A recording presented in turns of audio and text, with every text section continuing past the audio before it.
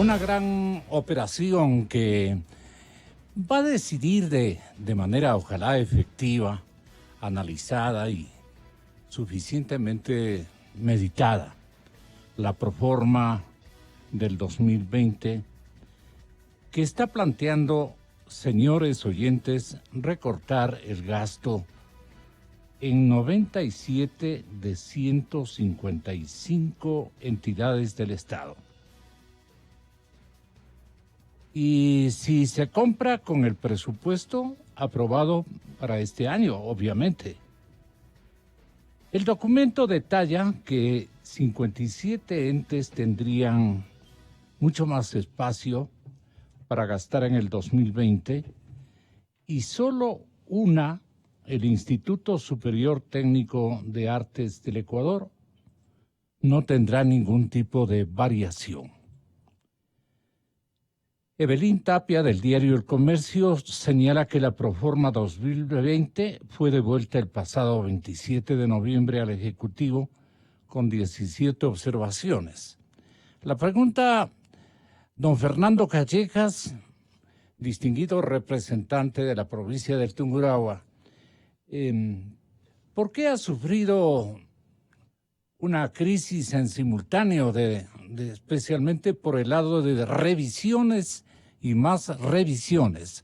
Ahora están, por lo menos en el nivel de los señores representantes seccionales en el Parlamento ecuatoriano, están satisfechos con esta aparentemente prolija obra de arquitectura financiera. Buenos días, Fernando.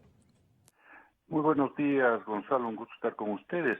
Mire, en todo caso, nosotros hemos sido muy claros, cuando hablo de nosotros, hablo del bloque de Creo, y en el caso personal mío hemos sido claros en el sentido de que, analizando el presupuesto general del Estado, este mantiene lamentablemente cifras macroeconómicas preocupantes. Tiene un déficit aceptado por el propio gobierno de alrededor de 3.300 millones de dólares, que eventualmente podría incrementarse el próximo año. Tiene un presupuesto destinado a gasto corriente que está en alrededor de 9.500 millones de dólares, a pesar de que, hay que decirlo, el gobierno ha hecho algún esfuerzo, no todo es necesario, pero algún esfuerzo para bajar ese gasto corriente. Pero claro, como tenemos que pagar intereses de la deuda y esos intereses aumentan anualmente, ese gasto corriente va a ir también incrementándose. Y por otro lado, el servicio de la deuda entre capital e intereses, usted tiene alrededor de 8.000 millones de dólares. Está prevista una monetización, concesión de ciertos activos del Estado por 2.000 millones de dólares. De eso se incluye en ingresos permanentes, cosa que nosotros creemos que es un despropósito. Esperemos que esa posible monetización se cumpla para que ciertos activos del Estado, de manera seria, honesta, responsable, sean concesionados al sector privado y de esta manera puedan hacer un mejor trabajo. En definitiva, Gonzalo, reitero, el presupuesto general del Estado mantiene ciertas cifras preocupantes. Hay que decirlo también, esto es producto pues de obviamente una herencia gravísima heredada del anterior gobierno. El gobierno actual no ha hecho todo lo que debía haber hecho y con la celeridad necesaria, pero yo creo y pienso que de alguna manera nos estamos enrumbando hacia una mejora de esas cifras macroeconómicas en la economía del país, y finalmente eso permitirá que el país encuentre nuevamente un sendero de progreso para los ciudadanos ecuatorianos, que es lo que interesa. Más que todo de orden y de equidad en la distribución de los recursos, quiero entender. No obstante, la proforma ha sido devuelta el pasado 27 de noviembre al Ejecutivo. Yo recuerdo con 17 observaciones. ¿En qué pararon esos retos fiscales que tenían ustedes en análisis en el Parlamento? Bueno, mire, efectivamente la Asamblea Nacional, en este caso la Comisión de Desarrollo Económico en la cual yo estoy trabajando, Ujú, hicimos un análisis de la proforma presupuestaria, encontramos ciertas inconsistencias y nosotros presentamos 17 observaciones. De esas 17 observaciones se habían acogido 2 o 3 ujú, observaciones, las otras, en todo caso yo diría que son observaciones que pueden irse implementando a medida que se vaya avanzando en la ejecución ujú. presupuestaria en el año 2020. Por ejemplo, le señalaba hace un momento, y eso está recogida en una de las observaciones, esto de los 2.000 millones de dólares nos preocupó en la comisión porque veíamos que no hay un camino claro para que esa posible concesión y monetización que le llaman se pueda concretar. El ministro actual de Energía, Mm, Briones, nos ha señalado que sí están avanzadas las cuentas, los números para que eventualmente estas empresas interesen a ciertas personas que quieran recibir esta concesión e inviertan estos 2.000 millones de dólares que están presupuestados. Esperemos que así sea por el bien del país, porque mire, Gonzalo, caso contrario, esos 3.300 millones de dólares de déficit que consta en el presupuesto nacional se incrementarían a más de 5.000 millones de dólares. Entonces, ciertas observaciones, reitero, ujú. fueron acogidas, otras no fueron acogidas, pero en la ejecución presupuestaria en el año 2020 esperemos que esas recomendaciones que lo que buscan es tener una economía más sólida y fundamentada se vayan cumpliendo. Ahora hay dos temas que eventualmente pueden ayudar en algo a estas cifras macrofiscales. Por un lado, como ayer definitivamente se aprobó esta ley de simplificación y progresividad tributaria, eso ojalá pueda generar alrededor de 600, 700 millones de dólares al presupuesto general del Estado, dinero que no estuvo contemplado en la proforma presupuestaria. Y por otro lado, y está bien que así sea, se ha establecido un precio para el barril de petróleo de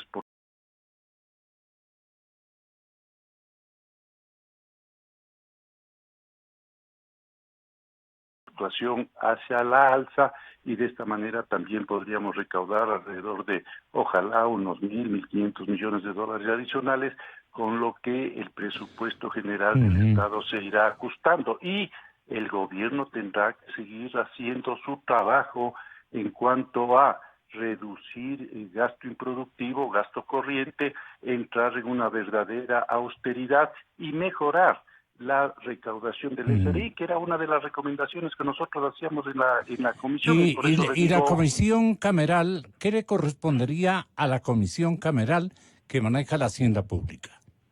bueno, mire, en todo caso nosotros como Asamblea Nacional, y así está también en el informe que hemos presentado desde la Comisión de Desarrollo, pretendemos y deseamos, ojalá esto se cumpla, hacer un seguimiento de la ejecución presupuestaria, porque otra de las novedades que hemos encontrado es que se presupuesta un valor, luego tiene usted el presupuesto Ujú, consolidado y ujú. finalmente la ejecución presupuestaria. Pero claro, yo en la intervención ayer en la Asamblea señalaba que la ejecución presupuestaria básicamente se refiere Y esto a es un obras. asunto de puja, de discursos, de debates.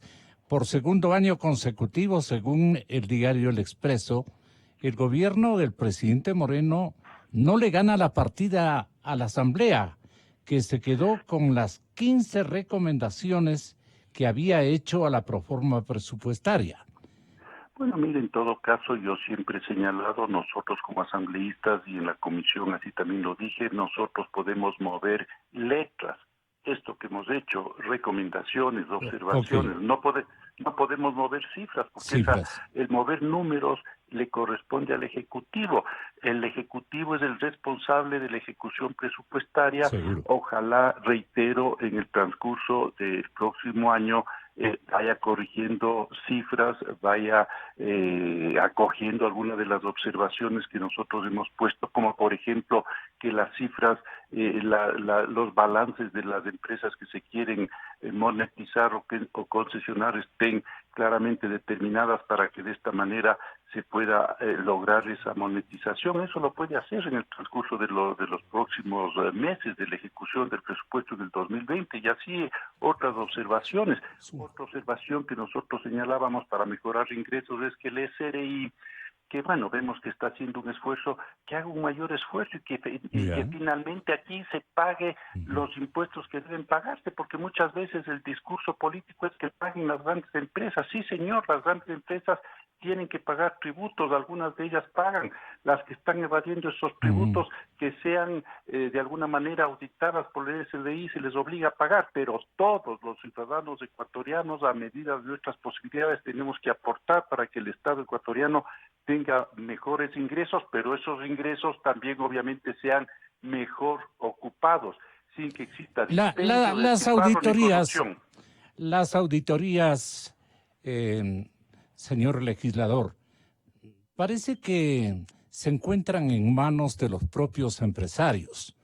Hay divisiones administrativas del Servicio de Rentas Internas que parecen dependencias de ellos. Nos damos cuenta desde afuera que no hay una vigilancia adecuada para que se puedan superar este tipo de conflictos entre los que no quieren pagar impuestos, los que exigen exclusivamente convenios contractuales, en fin, prebendas, y no quieren alinearse también con la intencionalidad de darle al Estado también mecanismos de provisión económica adecuados para que pueda cumplir con su tarea. Sin embargo, don Guillermo Celi, no sé qué opinión tenga de la cuestión. Con su permiso, Fernando, muy buenos días y muchas gracias.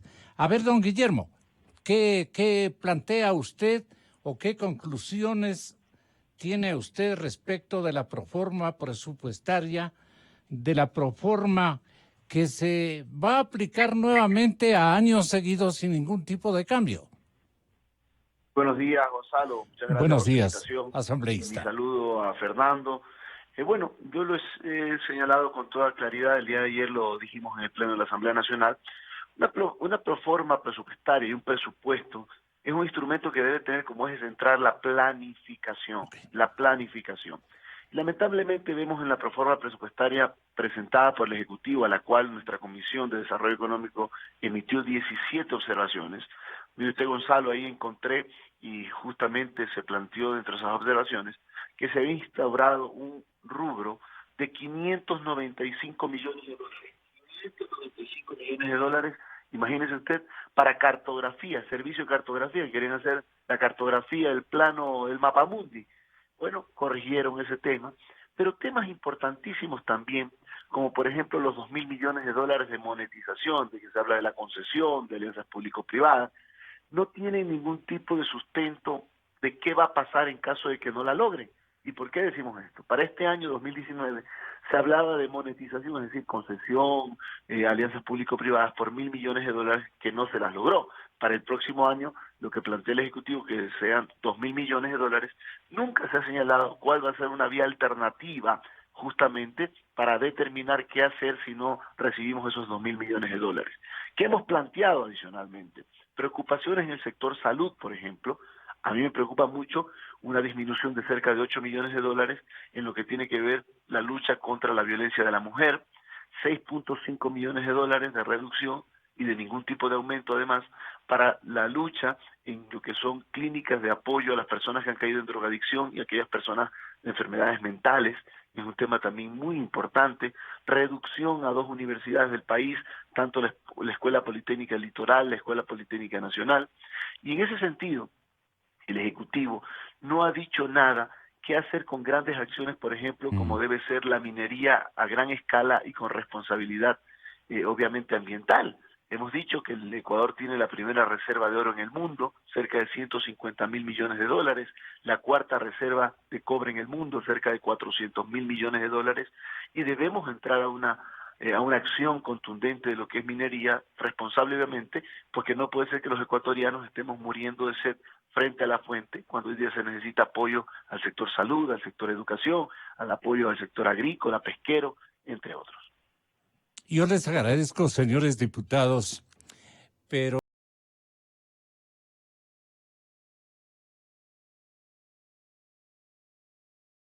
para tener un referente de pensamiento de este estamento muy importante de la decisión nacional, vamos nosotros a preferir y a hacer comparecer a nuestro informativo a figuras respetables del análisis petrolero, especialmente destinados a conocer cuáles van a ser los resultados de esta exigencia que se impone para que la firma brasileña Odebrecht ejercite pagos, deudas y morosidades que todavía ellos están exigiendo que le paguen otras morosidades del Estado para con ese dinero pagarnos lo que nos resta, pagarnos por los daños irrogados.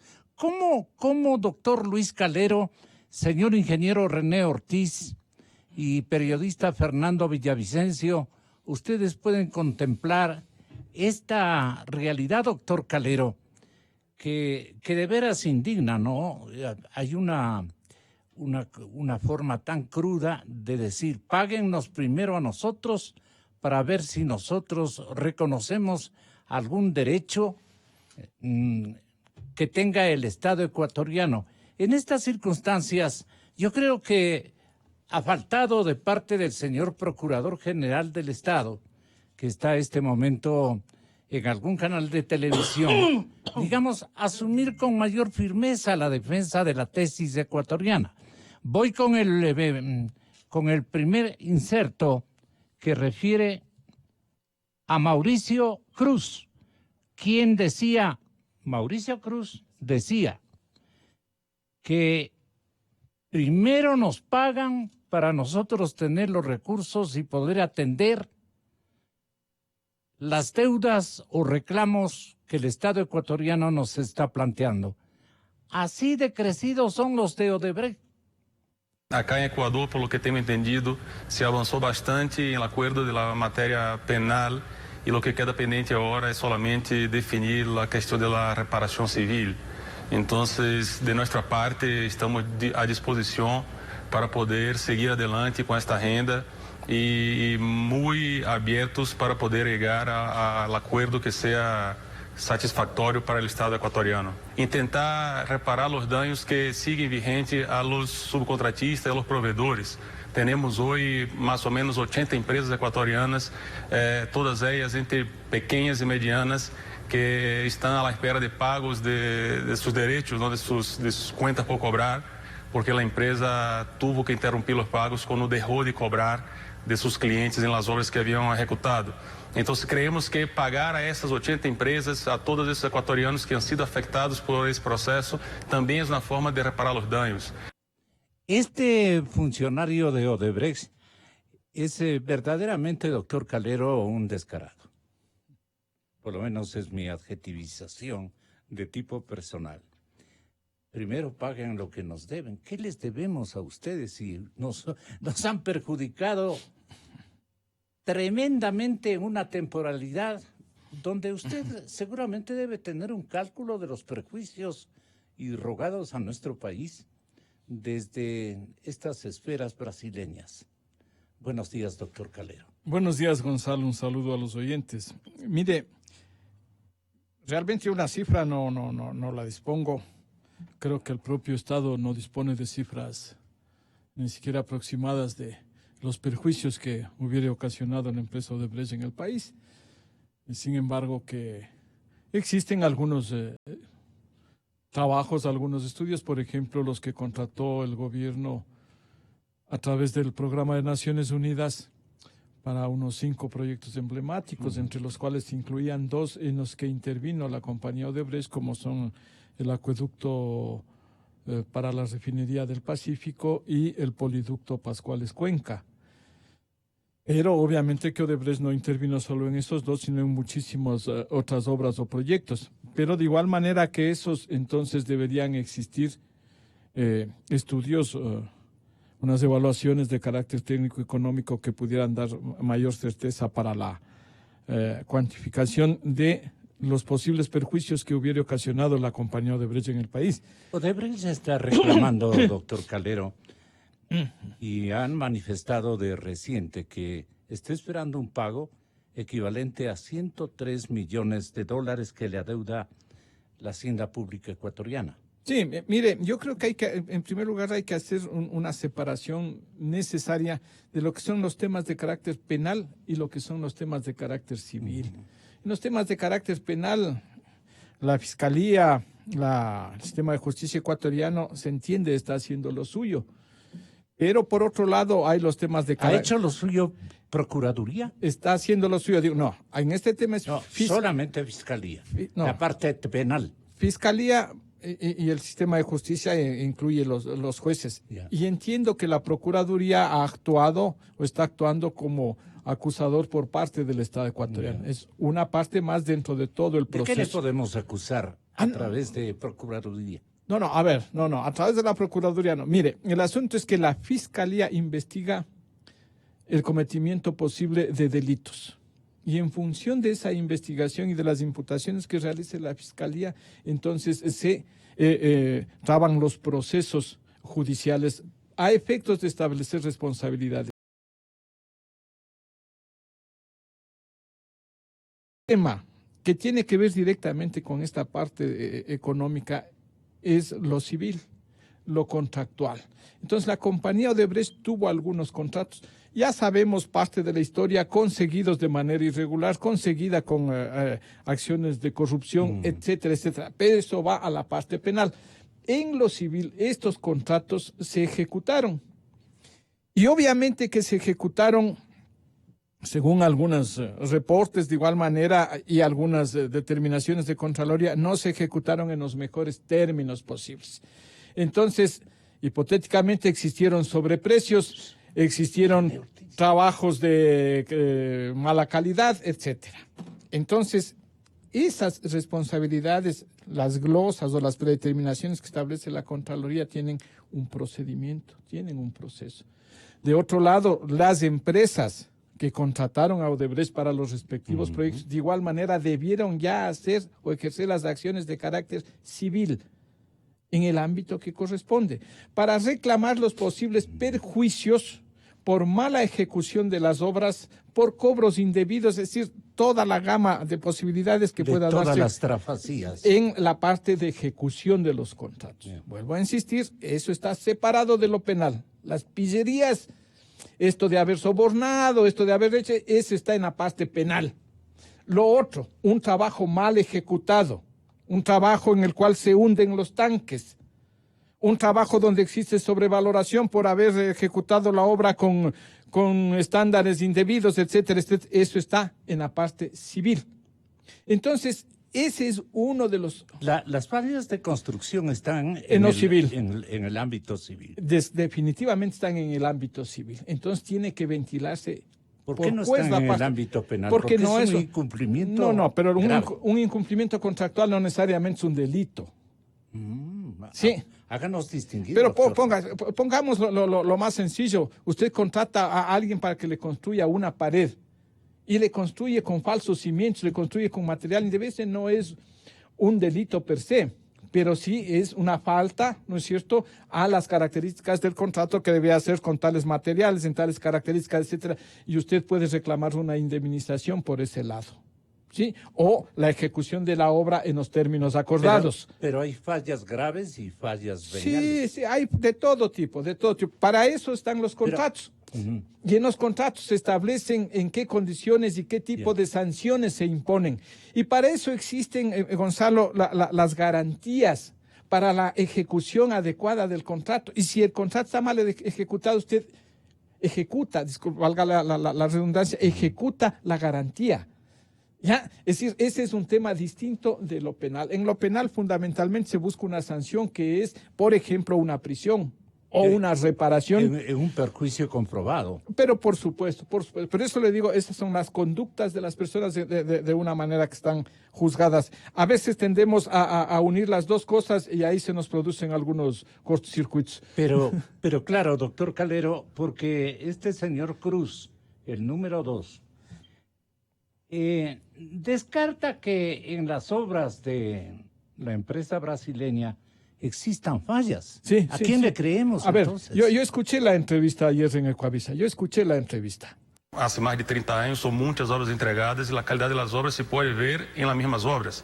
É só ser uma inspeção técnica e esta é uma coisa muito objetiva, não? Nós outros, sobre estas glosas, hemos começado um procedimento de questionamento e entendo que peritos expertos no tema vão definir se há vícios de construção, se há erros de construção ou se, por exemplo, a responsabilidade é do cliente por uma falha do desenho da engenharia que em muitos casos não é hecha por. O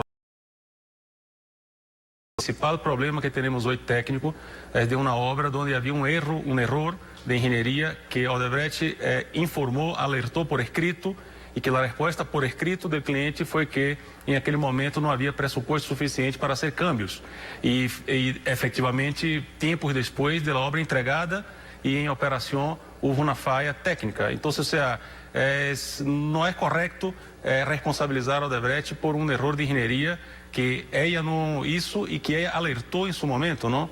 ¿Usted le da la razón a No, Odebrecht? no, yo no le doy la razón. Mire, los jueces o las instancias correspondientes le darán o no la razón a Odebrecht. ¿Pero a usted qué le parece? No, mire, Gonzalo, el asunto es así de simple. Mire, el contrato debe concluir con la celebración de un acta de entrega-recepción definitiva. Es decir, cuando el cliente reciba a satisfacción la obra que contrató.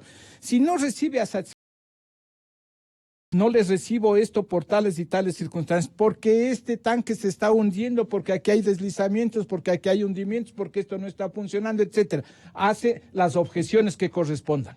Entonces, la compañía aquí lo que está diciendo, mire, algunas de esas no me corresponden a mí, porque contrataron unos estudios, hicieron unos estudios que no los hice yo, hicieron otros, lo cual nos revela que las pillerías no fueron solo con Odebrecht, sino que también fueron con otros. ¿Sí? Entonces aquí es un conjunto de pillos y hay que ver quién es el que realmente tiene la responsabilidad en estas pillerías, en este tipo de problemas. Bien, entonces obviamente que el representante de Odebrecht, yo digo, hace extensiva la viveza criolla ecuatoriana, ya no es solo la viveza criolla, sino también es la viveza latinoamericana, podríamos decir. Porque el señor dice, la reparación incluye los pagos pendientes que yo tengo con mis contratistas, es decir, los subcontratistas del Estado ecuatoriano. Odebrecht contrató, a su vez, para ejecutar la obra, contrató a distintas empresas, a personas naturales y jurídicas para que hagan determinadas obras. ¿Y les eso debió. es permitido por los contratos? Sí. Y entonces les quedó Pero debiendo. la permisividad es de alguna manera un vicio ecuatoriano. No. Foráneo. No. O sea, ninguna empresa por sí misma solita tiene toda la infraestructura para poder realizar en su conjunto todas las obras. Por ejemplo, tiene que contratar el transporte de material. Tiene que contratar seguridad, tiene que contratar provisión de alimentos, tiene que contratar provisión de material. Es decir, hay un sinnúmero de elementos. Pero totalmente. Lo que pasa es que parte de estos subcontratistas también incurrieron en las pillerías y eso es lo que no se ha dicho todavía. Pero bien, entonces aquí lo que este señor quiere poner como parte de la reparación es que las deudas que tiene Odebrecht con los subcontratistas sean parte del concepto de reparación integral al Estado ecuatoriano, lo cual realmente es un absurdo. Un absurdo completo. Ellos deben reparar al Estado ecuatoriano desde el punto de vista del daño que hicieron, de los perjuicios que ocasionaron al Estado ecuatoriano. Y se ha estado ventilando este tema desde dos vertientes. Una es la reparación de carácter material y otra es la de carácter inmaterial. Lo material tiene que ver con los proyectos en sí, mala ejecución de las obras, sobreprecios, etcétera, etcétera.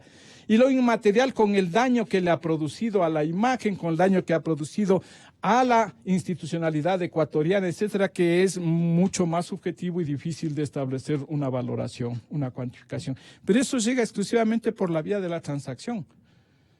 Cuéntenos la historia, Fernando. El periodista Fernando Villavicencio en Cadena Democracia en vivo y en directo. Esta Buenos historia días. trágica. Buen día, perdón por la demora, buen día al doctor Calero, a la audiencia. Voy a poner un titular. Odebrecht vuelve por el vuelto. Más o menos ese es el título que merece esta historia. Cuando el país esperaba una gran suma de indemnización a favor de los ecuatorianos, cuando el país esperaba un Estado valiente y soberano, reclamando los derechos, ¿sí?, pulverizando los malos tratos, las supercoimas y comisiones y los sobrecostos, ahora viene Odebrecht y nos dicen, hey, ustedes nos deben. Y para pagarles a mis subcontratistas y para pagarles a ustedes la indemnización, primero ustedes tienen que pagarme. Y yo me llevo el vuelto. Porque, a ver, esto es más doloroso. Claro. De acuerdo con el pronunciamiento del Departamento de Justicia de los Estados Unidos, ¿Le deberíamos cuánto? lo que Odebrecht debería pagarnos a nosotros Al contrario. por indemnizaciones serían, si no me equivoco, 33.5 millones de dólares. Pero dicen ellos que les debemos 103. Pero nosotros les debemos 130 millones. 103. Sí, con intereses creo que sube un poco más. Ah, ya, desde luego. Yo tengo otra versión que supera los 110 millones de dólares. Es decir, en un cruce de cuentas, nosotros vamos a quedar perdiendo. Porque esta gran deuda, la mayor parte entiendo, es por el poliducto Pascuales Cuenca. Pero ¿qué está atrás? Atrás de todo esto está un sistema y un mecanismo de sobornos aplicado por Odebrecht en toda América y África. Cuando los señores de Odebrecht dicen que no les han pagado a las subcontratistas, se olvida decir que fueron las subcontratistas las que maquillaron los sobornos, pues. Por ejemplo, le doy el nombre de una subcontratista aquí en el Ecuador, que es la que manejó la plata de los sobornos, Equitesa. ¿Sí? El señor Pedro Verduga. Está en los expedientes de la fiscal y en los procesos contra Glass. ¿Y a qué intereses responde Verduga? Está procesado en el caso Arroz Verde, pues. Lo que no quiere decir el representante de Odebrecht es de dónde caramba salieron los 5.6 millones de dólares que acabaron financiando la campaña y las campañas de Rafael Vicente y otros. Cuando le preguntan eso, el pobrecito ahí sí no sabe. Lo que tampoco quiere decir es de dónde salieron los 16.1 millones de dólares que acabaron en la cuenta del señor Topic, pasando por las manitos del señor tío del ex vicepresidente. A Ricardo Rivera me refiero. Sí. Lo que no quiere decir el señor representante de Odebrecht es cuánto les pagaron a los funcionarios ecuatorianos y a los abogados para firmar el retorno y el convenio de retorno del año 2010. Ecuatorianos, aquí no podemos perder la memoria. Claro. Y la prensa está para eso. Y los analistas están para eso. Aquí estamos hablando de que esta compañía, que hasta el año 2010 manejó contratos por 800 millones de dólares, entre esos contratos el de la presa San Francisco, una presa que se fue al piso, al menos una de las turbinas, por lo que tuvimos un gran escándalo, y luego con su retorno, un retorno pactado, de acuerdo a nuestras entrevistas, a nuestras investigaciones, un acuerdo pactado con Jorge Glass, Juan Falcón y Puig, Alexis Mera y otros durante el gobierno de Correa. Odebrecht regresa al Ecuador con alfombra roja, luego de que le patearon, ¿se acuerda? Glass le sacó patadas. Así es. Luego de la gran pateadera, Odebrecht regresa y les dan 3.500 millones de dólares en contratos. ¿Sí? Es decir, estamos hablando de más de 4.100 millones de dólares que manejó esta compañía en contratos. Y si usted va haciendo un registro de cada uno de los contratos, ninguno sirve para maldita la cosa. Pongamos un ejemplo. El contrato de 300 millones de dólares para remoción de tierras en la refinería fallida del Pacífico. ¿Quién le dijo a Odebrecht que construya una pista de aterrizaje para narcos? En eso quedó. Con un sobreprecio de más de 100 millones, no lo digo yo, lo dicen los informes. Claro. Más de 100 millones de dólares de sobreprecio en el contrato de remoción de tierras que ahora es pista de narcos en Manabí. Segundo contrato, ahí mismo en la fallida refinería del Pacífico. $300 millones del acueducto La Esperanza. Y el director de antinarcóticos sabe que la autopista fue muy bien financiada. Entiendo, y muy bien hecha, muy bien aplanado el terreno por Odebrecht. ¿Quién fue la socia? Esto es muy importante lo que voy a decir. ¿Quién fue la socia de Odebrecht en la refinería del Pacífico para la construcción del acueducto La Esperanza? Worley, Parson y Azul. ¿Quién hizo el estudio? La subcontratista. ¿Quién hizo el estudio para Odebrecht, para el acueducto La Esperanza? Azul, del señor William Wallace Phillips Cooper, también procesado en el caso Arroz Verde. Y ahí el señor de Odebrecht no se acuerda que fue Odebrecht la que le pasó una platica a la señora Ivonne Favara, ¿sí?, que fue parte de los estudios de la empresa que hizo los estudios. Eso consta en los propios informes que envía Odebrecht a la Fiscalía General del Estado. No se acuerdan los pobrecitos. Entonces tenemos 600 millones que se llevaron de la refinería fallida del Pacífico. En el poliducto Pascuales Cuenca, ¿por qué no le dice el representante de Odebrecht que el poliducto no funciona? Y no es cierto que no funcione por las fallas, por la falla de la fiscalizadora Kaminowska. Son por sus propias fallas. Porque una empresa, y aquí está gente que sabe, una empresa constructora no puede construir y después venir a decir, es que los estudios han estado mal. Una empresa constructora, sí, se basa y verifica y califica los estudios de ingeniería. Por eso hay una fiscalización. ¿De sus propios técnicos? Por supuesto. Yo no puedo construir una casa y luego venir, no, es que el ingeniero hizo mal. Y no, yo no tengo ningún problema. No, señor, aquí nadie se lava las manos. O vamos al proyecto Manduriacu.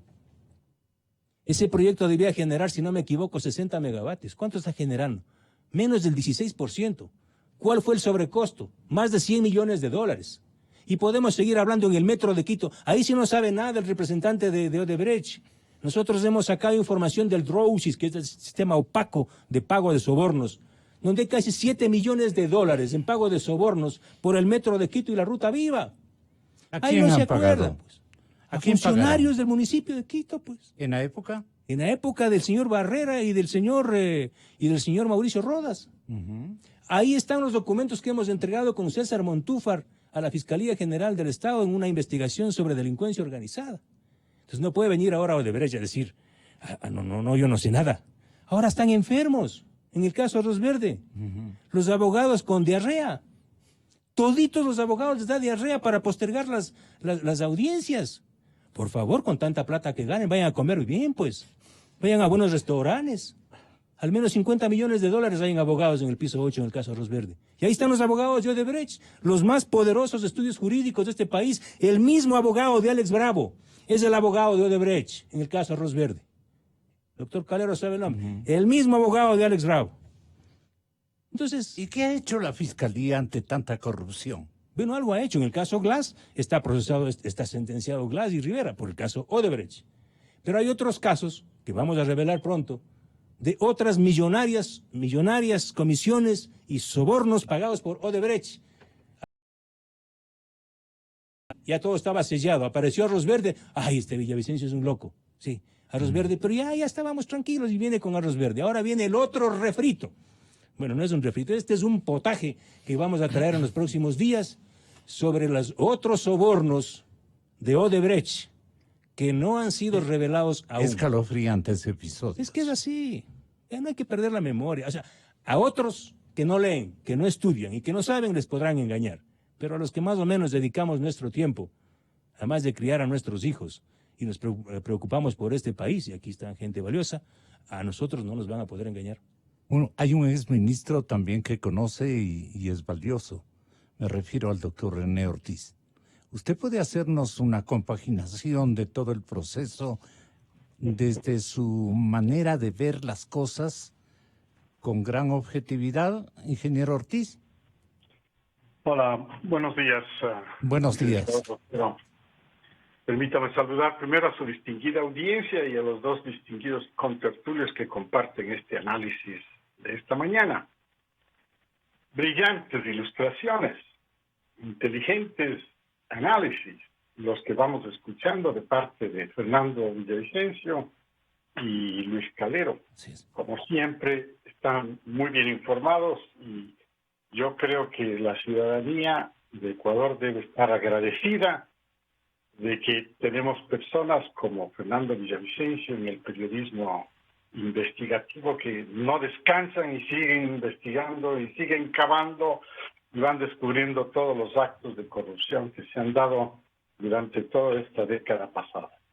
Usted me está pidiendo más o menos que haga una especie de resumen de lo que han planteado los dos caballeros. Convendría desde el lado técnico. Claro, y yo puedo señalar tal vez, para ilustrar a su distinguida audiencia, que el problema se centra en que, por un lado, las dos partes, Ecuador con sus gobiernos, con sus municipios, con sus contratistas, con sus contratantes, perdón, y por otro lado, la contratista Odebrecht con todos sus subcontratistas, ¿no? Estas dos partes tienen una relación contractual, ¿no? Y por esa relación contractual se han dado los problemas de corrupción, se han dado los problemas de sobreprecios, se han dado los problemas de sobornos, como ha sido claramente explicado.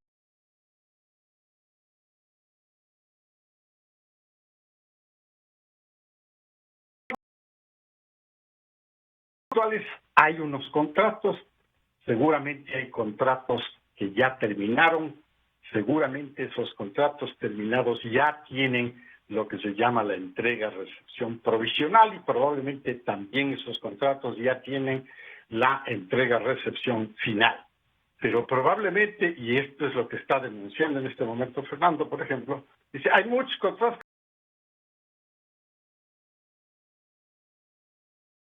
pero están vigentes. Permítame subrayar, están vigentes. Están en desarrollo. El estado de vigencia, es decir, están ahí, quiere decir que no han terminado, hay incumplimientos, hay fallas, hay todas estas cosas. Esos contratos tienen que dilucidarse separadamente del problema de reparación que el Estado ¿En qué ámbitos deben dilucidarse? La justicia, Fernando y Luis han sido clarísimos, está en manos de la Fiscalía. Yo creo que la Fiscalía debe tener toneladas de información, pero toneladas, porque usted tiene que recordar que ya desde el punto de vista del inicio, esto allá por 2016, ya se entregó información, pero por toneladas, de parte de la Secretaría de Justicia de Estados Unidos, por parte de la Corte mismo de Estados Unidos, la Corte del Distrito Este de Nueva York, que es la que inició el proceso. Ahí reviente el proceso. Y también con el tema de Lavallato. Toda esa información hemos sido ilustrados por los medios, pero a caudales. Entonces, ese es el problema de la corrupción. Ese se remedia reparando.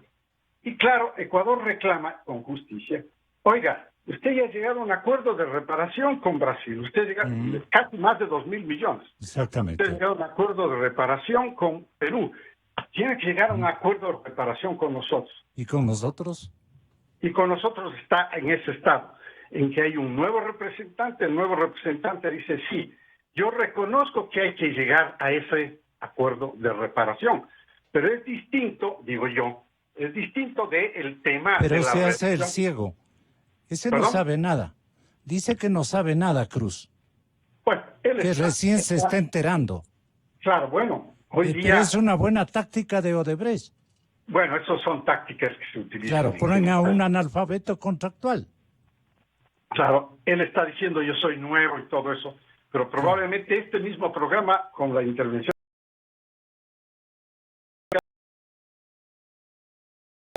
para entender mejor la situación. Entonces, yo lo que quiero aportar es con lo siguiente. Si no hay buena fe, escuche esto por favor, si no hay buena fe de las dos partes para ayudar a definir cuál es primero, si lo contractual o lo reparador, o los dos paralelamente que continúen, entonces siempre vamos a encontrarnos con cortapisas, con problemas. ¿Por qué?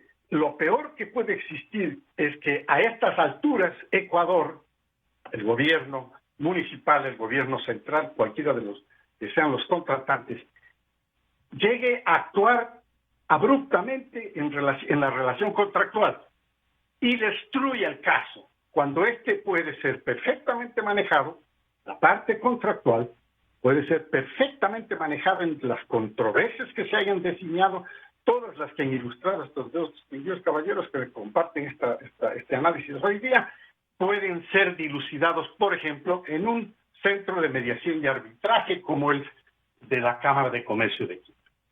Eso va a dar una solución al problema. Oiga, ¿y para qué sirve el señor abogado del Estado, Íñigo Salvador, quien menciona lo siguiente? El monto de la indemnización que Odebrecht deba pagar al Estado ecuatoriano y que debe incluir, como he dicho ya, el daño emergente, el lucro cesante en cuanto al daño material, pero también el daño inmaterial, el daño moral causado a la sociedad ecuatoriana por estos actos de corrupción. La única forma de determinarlo es sabiendo exactamente en qué contratos la compañía causó daño al Estado ecuatoriano. Tenemos una cifra aproximada admitida por la compañía Odebrecht de lo que representa coimas. Ellos sostienen que eso asciende a alrededor de 50 millones de dólares. Creemos que podría ser más, pero eso solamente es una parte del daño causado. Sí, no, déjele que termine. Aparte de eso hay posibles sobreprecios, incumplimientos contractuales, etcétera, etcétera. Eso en cuanto al daño material. Y luego viene el daño moral, que es un poco más difícil de establecer objetivamente, pero que una vez establecido el daño material, será mucho más fácil determinar. Doctor Salvador, se lo pregunto porque la narrativa de Odebrecht apunta a que si no se ha pagado a 80 empresas proveedoras y contratistas es porque el gobierno no les cancela lo que les adeuda. Por ende, son víctimas del incumplimiento estatal y así no debería ser la cosa. Es que no es así la cosa. El Estado ecuatoriano tiene retenidos de la compañía Odebrecht montos por encima de los 100 millones de dólares en virtud de una medida cautelar dictada por la Fiscalía en el marco de las investigaciones iniciadas en relación al caso Odebrecht primero y ahora sobornos 2012-2016. La compañía Odebrecht tiene que cumplir sus obligaciones tanto con los proveedores ecuatorianos, ellos hablan de 80 empresas, pues bien, tienen que cumplir con ellos trayendo fondos propios. Es absurdo pensar que la única garantía que tiene el Estado ecuatoriano en este momento de alguna manera resarcirse de los daños sufridos a manos de la empresa Odebrecht por actos de corrupción, que son estos dineros retenidos en virtud de la medida cautelar, tengan que ser utilizados para que Odebrecht pueda cumplir sus obligaciones con sus proveedores a quienes debía haber pagado mucho tiempo atrás. Sí. Cada relator es un contribuyente al ensamblaje de un galimatías, doctor Calero. Yo así consigo. Créame que hemos pasado prácticamente unos más de 30 minutos de estar escuchando las versiones. Y la pobre gente que nos escucha y tiene la paciencia de profundizar su atención, su seguimiento, con tantos insumos que les mandamos y que cada uno son de una asombrosa audacia, diría yo, para disimular el capítulo que se me olvidó a mí. Lo del señor Procurador General del Estado es imperdonable. ¿Quién ha hecho esto? Mire lo que dice, yo no entiendo. ¿Cómo podríamos tener un abogado del Estado de esa contextura? Pues, si es nuestro defensor, pues señor Procurador, usted tiene que saber lo mínimo. Y tiene que apuntar incluso a pensar mal de todo el mundo. Porque esa es su tarea, pues, en este país de corrompidos y de afuereños que vienen a adueñarse del patrimonio nacional prácticamente a través de la obra pública gigantesca. No puede concebirse una tramitología contractual de esta naturaleza en el Ecuador de estos días, doctor Calero.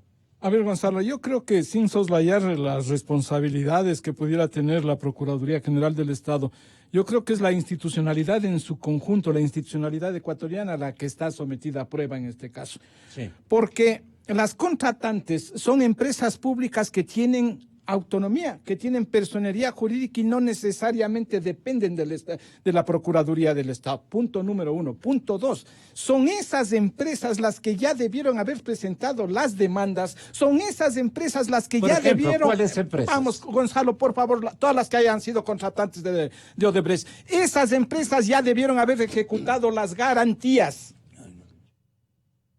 por falta de cumplimiento de los contratos, por decirles solo un ejemplo. Son esas. Y ahí coadyuva la institucionalidad con la Procuraduría del Estado. Entonces no podemos, digo, discúlpeme Gonzalo, claro, que discrepe con usted, coger y centrarse en el Procurador del Estado, toda la responsabilidad. No, digo, independientemente de que también la Procuraduría pueda perurgir, pueda presionar a las empresas y pueda hacer lo suyo, pero son las empresas contratantes, las instituciones contratantes, aquellas que ya debieron haber ejecutado. Entonces, solo cuando existan pronunciables... Pero ya han cogido la contraparte en las instituciones. Vamos, ahí tiene que actuar, eso le digo, está en juego. Tiene que actuar la Procuraduría. Pues. Está en juego toda la institucionalidad. Tiene que actuar la Fiscalía. Pero eso digo, separemos los dos casos, Gonzalo. Lo uno es lo penal, ahí interviene la Fiscalía. En lo otro... Ya estamos en lo penal, pues. No, pero acá vamos a lo civil. Para las reparaciones, para las indemnizaciones es lo civil. Entonces ahí son los jueces los que tienen que determinar. Ahora bien, ya hay un mecanismo alternativo de solución de controversias, porque se armaría una controversia que pueden ir a un arbitraje interno y decir, bueno, la indemnización que debe por esta obra mal hecha, esta obra en tales condiciones, es tanto. Bueno, pueden lograr un arreglo por ahí, pero de todas maneras no deja ese laudo de ser una decisión en definitiva en el ámbito jurisdiccional. ¿Sí? Si no existe eso, Gonzalo, si no existen pronunciamientos de esa naturaleza, resultan inexigibles estas obligaciones respecto de Odebrecht. Y nos vamos quedando en el aire. De igual manera, este acuerdo de reparación que ha celebrado Odebrecht con algunos países, de igual manera es un acuerdo vis a vis, porque si a Odebrecht, discúlpeme la expresión que sea burdo, si no le da la gana, no celebre el acuerdo de reparación. Y nosotros aquí exigimos, ¿qué hacemos? Sí, eso le digo desde el lado civil, desde el lado penal. ¿Qué tendría que hacer la Fiscalía si ya no quiere...? No, pues, vuelvo a insistir, Gonzalo, la Fiscalía interviene exclusivamente en lo penal. Ahora, en lo penal, la Fiscalía tiene un campo, pero nutrido para poder actuar. Perdone, la adjetivización, espléndido. Pero tienen un campo nutrido, para actuar. Varios datos que ha dado Fernando aquí ilustran de esa manera. Se asume que la Fiscalía tiene ya acceso a toda la información al sistema Drosis, al sistema Drosis, donde está la pepa de todos los actos de corrupción de Odebrecht. ¿Sí? Por ahí está. ¿Por qué no puede ya haberse hecho, incluido en las indagaciones, en la investigación a las subcontratistas de Odebrecht?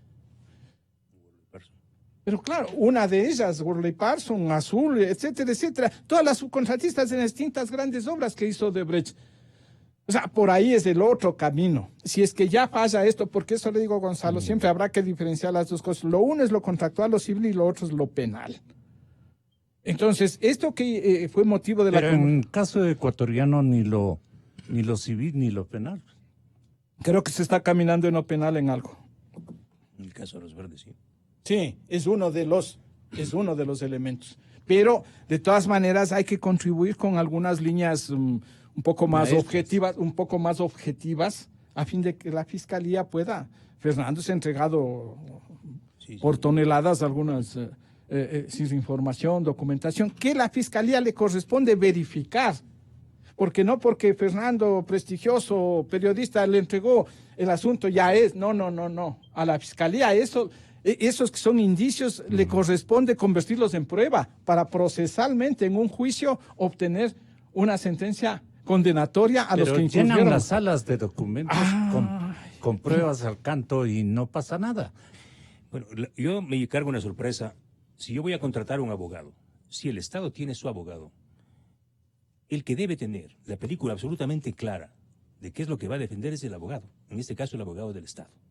O sea, coincido con el doctor Calero de que ese es un tema institucional del Estado ecuatoriano. La fiscalía, la justicia en sí, las empresas contratistas y contratantes, etcétera. Pero el procurador es nuestro referente, nuestro defensor. Si el procurador no sabe, carajo, la cifra que va a reclamar, entonces, ¿qué hace ahí? Él dice, Odebrecht estima que las coimas deben ser como 50. ¿Y usted cuánto estima, señor procurador? ¿Cuánto estima usted, señor procurador? Y dice, ¿y el daño, qué daño colateral? No, señor. El daño principal no son las coimas. El daño principal está en el lucro cesante de las obras. Muchas obras que no funcionan.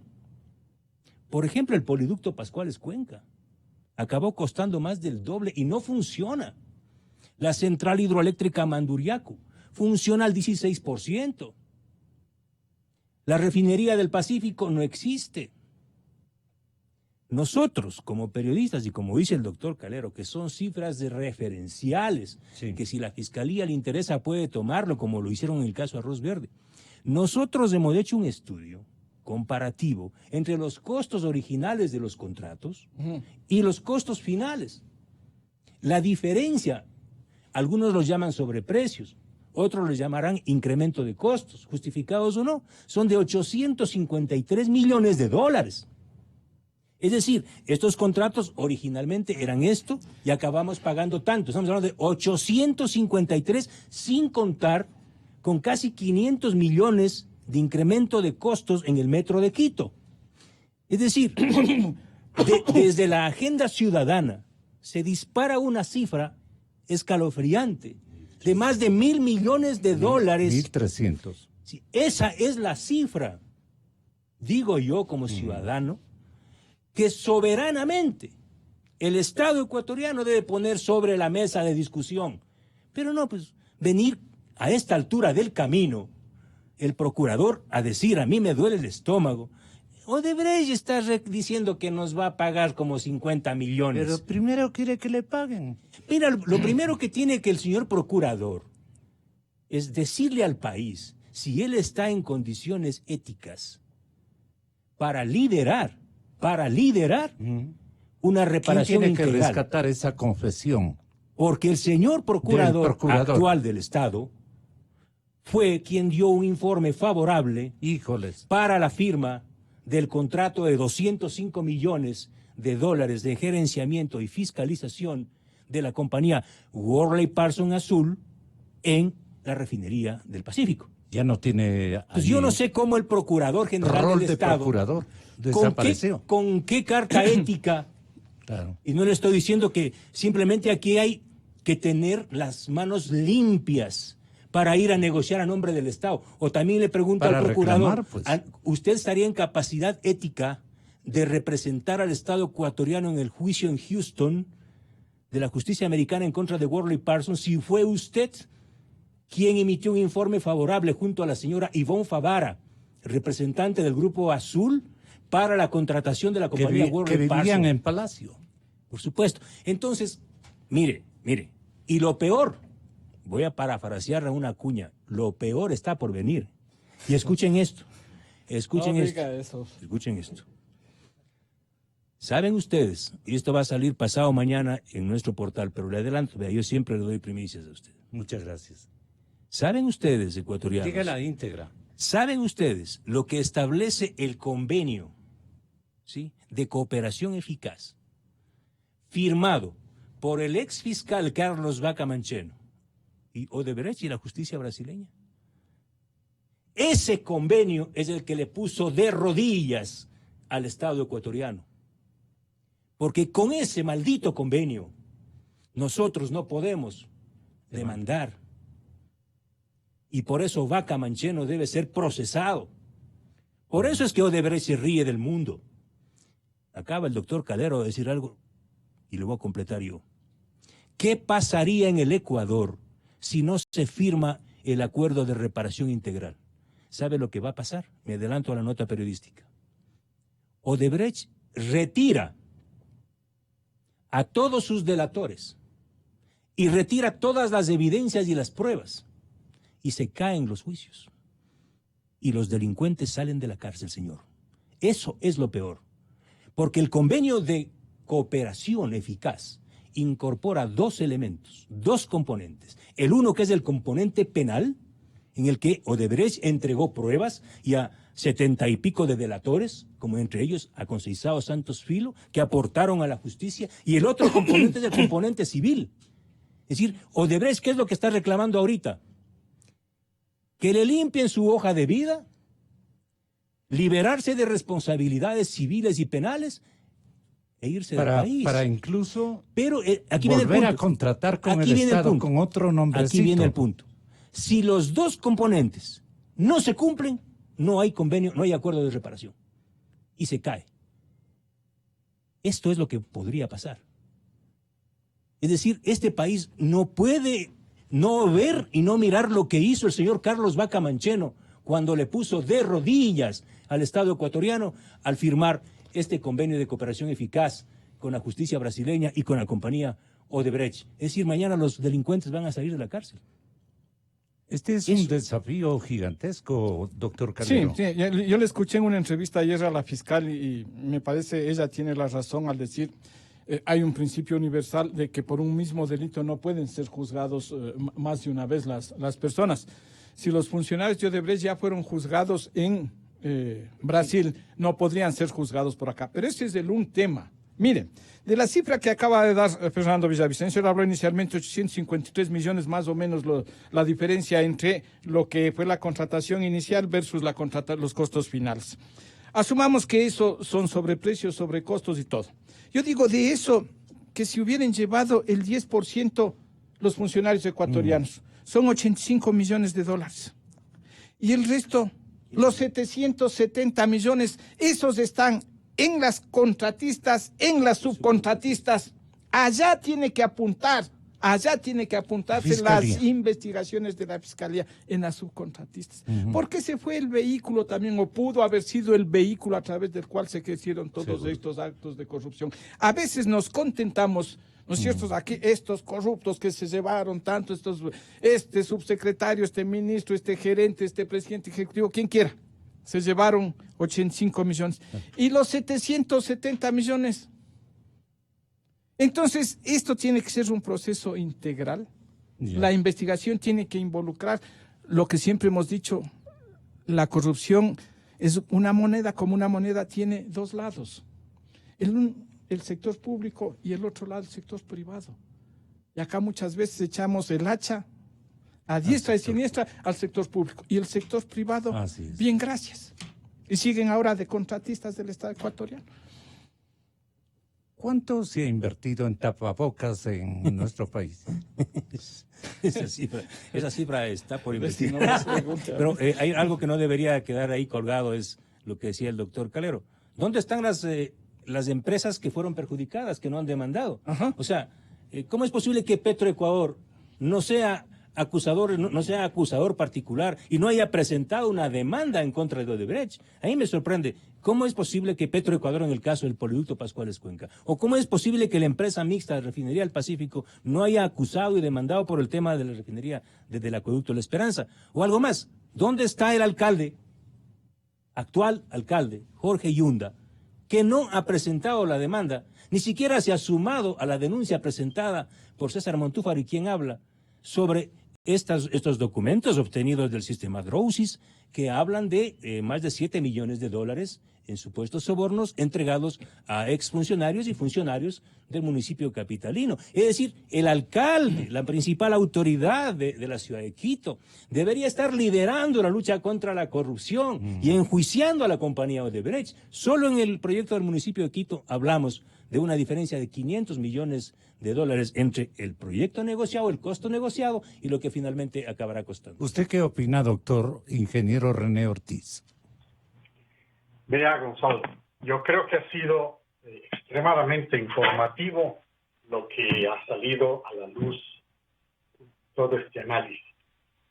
Yo pienso que hay que separar las cosas, cada uno por su camino y cada uno resolviendo estos casos. Porque cada caso tiene que tener... Desde su punto de vista, ¿qué nos debe el señor procurador Íñigo Salvador? Bueno, él tiene que hacer su trabajo como abogado del Estado. Está clarísimo eso. No la has- figura ya no han presentado ¿Y usted cree que lo ha hecho? ¿Perdón? ¿Usted cree que está haciendo ese Yo trabajo? creo que él debe estar trabajando en esto. Si el caso ha vuelto a renacer ahora con los temas denunciados recientemente como otros actos de corrupción. Entonces, el Estado, a través de la Procuraduría General del Estado, es la que defiende al Estado, defiende al Ecuador y a todos los, defiende al gobierno y a todos los ecuatorianos. Ahí está, en manos de él, de la Procuraduría, está esa defensa. Entonces, lo que hemos escuchado hasta este momento es esos actos que ha comenzado la Procuraduría. Entonces, dejemos que la parte legal funcione por su lado, la parte jurídica dentro de lo judicial. Ellos tienen que llegar a en cada uno de los casos, y para ello lo que yo estoy sugiriendo es que hay mecanismos mucho más rápidos que el sistema judicial nuestro, como por ejemplo utilizar los centros de arbitraje. Este es el mecanismo que se utiliza para agilitar. Entonces, cada uno de estos procesos, caminando por su lado, van a tener lo que está diciendo el doctor Calero. Sentencias. Okay, ahora sí, con estas sentencias vamos a las reparaciones, porque de otra manera nos vamos a sentir atrapados. Toda esta telaraña, atrapados. No. Tenemos que buscar la forma de separar los casos para que cada uno rinda lo que debe rendir como consecuencia de una resolución de corte. Y entonces nos da la fuerza legal. Porque con la fuerza legal ya se pueden a auspiciar todos los casos de reparación que vayan saliendo de cada uno de los diferentes contratos, de cada uno de los diferentes problemas de corrupción que han sido denunciados perfectamente, no solamente en este momento, sino desde hace mucho tiempo atrás por quienes hacen este tipo de investigaciones, como son Fernando Villavicencio y Luis Calero. Las telarañas, no obstante, las telarañas de los tapabocas o de los tapados la boca debe ser gigantesca, impresionantemente grande, porque de lo contrario no estuviéramos en tan dilatado episodio. Insiste esclarecimientos que no comienzan ni en la misma familia. Me refiero al sector público y al sector hay un privado. antecedente, no quiero irme sin esto, Gonzalo, si ya me manda. Hay un antecedente en Colombia. El fiscal acusador y el procurador del Estado de Colombia eran los que defendían al Estado frente a Odebrecht. Pero resulta que un día en la audiencia ya estaba instalado todo el sistema de comunicación con los delatores. Entiendo que Luis Mameri en Brasil. Y acá se dañó el equipo, se dañaron los equipos. De pronto investigaron por qué se dañaron los equipos. Era que el fiscal y el procurador de Colombia eran asesores de la subcontratista de Odebrecht. Está publicado en la revista Semana hace no muchas semanas. Es decir, estos antecedentes también tienen que ser incorporados en el análisis. Por eso es que estamos mencionando. Vea, yo no tengo ningún problema con el señor Íñigo Salvador. Un día le vi en un restaurante y se fue corriendo. Pero nunca le he saludado, no tengo nada contra él.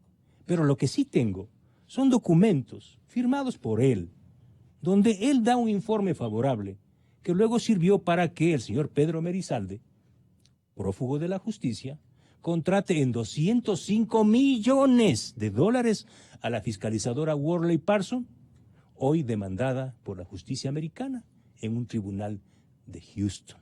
¿Sí? Estas cosas, ¿sí? En el plano penal, como ha dicho el doctor Calero, con diarrea el abogado de William Phillips.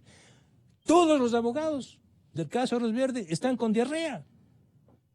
Entonces, a este paso, Arroz Verde va a acabar engulléndose y generando una diarrea colectiva que será la peor impunidad de este país. Yo creo que la jueza Camacho, el día 3, y el país están ahí. 16 millones de ecuatorianos esperando, porque al menos en el plano penal, si ese día la jueza Camacho no honra la justicia y la soberanía jurídica de este país, ya borremos la patria del mapa del cuaderno, definitivamente. Hasta la próxima. Qué pena. Gonzalo Rosero te desea una feliz Navidad. Inicio de espacio promocional y publicitario.